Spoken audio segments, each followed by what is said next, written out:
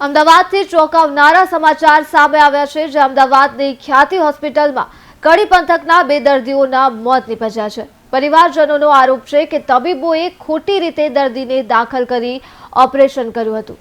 પરિવારજનોને પૂછ્યા વિના જ દર્દીને સ્ટેન્ટ મૂકી દીધા હતા અને જેના કારણે દર્દીનું મોત નીપજ્યું હતું।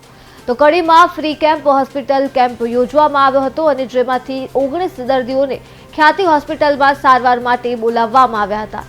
જે તમામ દર્દીની જાણ વિના જ તેને એન્જિયોપ્લાસ્ટી કરવામાં આવી અને સ્ટેન્ટ મૂકવામાં આવ્યા હતા।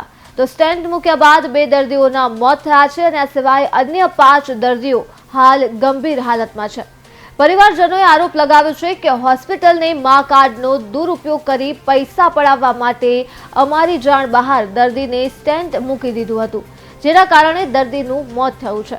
તો દર્દીના મોતથી પરિવારજનોએ હોસ્પિટલમાં તોડફોડ કરી પોતાનો વિરોધ નોંધાવ્યો હતો।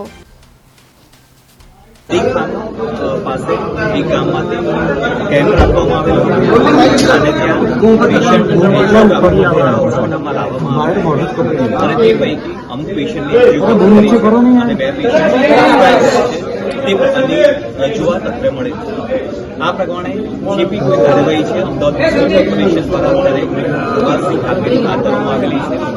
જે કોઈ ગામના વડીલો જે એમના રિલેટિવ જે કોઈ ફરિયાદ હશે એ ફરિયાદ અત્રે સ્વીકારવામાં આવશે અને ત્યારબાદ હોસ્પિટલ જે મેનેજમેન્ટ છે તે લોકો પાસેથી પણ પ્રોપર ડોક્યુમેન્ટેશન લઈને આગળની કાર્યવાહી સૌથી મોટું હાલમાં જે કોઈ રિલેટિવ છે ગામના લોકો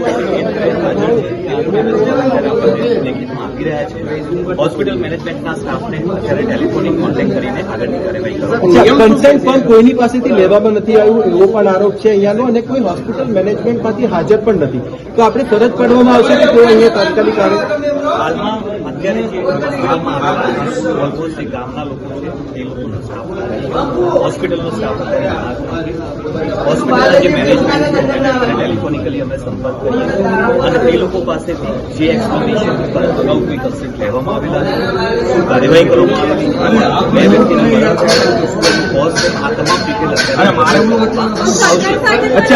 અમનો ટેલિફોનિક કોન્ટેક્ટ થઈ જાય કોઈ અહીંયા સક્ષમ અધિકારી કોઈ રિસ્પોન્સિબલ વ્યક્તિ આવે ત્યારબાદ નિયમ શું કે એટલે આ રીતે ભાઈનો કેમ્પ કરીને હોસ્પિટલ આ રીતે ઓપરેશન કે એવું કંઈ પણ બસમાં ભરીને લઈને આવે છે। આ પ્રકારનો કેમ્પ કરેલો છે અહીંયા ઓપરેશન કર્યું છે તે માટે જે બી ફોર્માલિટીઝ સપોઝ કોઈ વ્યક્તિનું ઓપરેશન થાય તેને રિલેટિવને કન્સેન્ટ ફોર્મ આ તમામ ડોક્યુમેન્ટ મેળવવાના હોય છે। એ ડોક્યુમેન્ટ મેળવેલ છે કે નહીં અગાઉ કોઈ ઇન્ફોર્મેશન કોઈ જે પ્રકારની ઓપરેશન કરવામાં આવેલા છે એ પ્રકારને માટે કોઈ કન્સેન્ટ જાણ કરવામાં આવેલી છે એ તમામ તપાસ તમામ કાર્યવાહી એ લોકો મેનેજમેન્ટનો સ્ટાફ આવે એ લોકોને પૂછીને ત્યારબાદ ડોક્યુમેન્ટ આગળ કઈ કાર્યવાહી યોગ્ય નિરાકરણ ના આવ્યું એટલા માટે ફરિયાદ એટલા મળી 2022માં પણ આ ઘટના બની। આનો હું આપને ફરીથી કહું છું કે જે કોઈ પેશન્ટને ઓપરેશન કરવાનું હોય તેના માટે જરૂરી જરૂરી છે એ કન્સન્ટ મેળવી છે નથી મેળવી એ તમામ કાર્યવાહી કરવામાં આવશે પણ પહેલા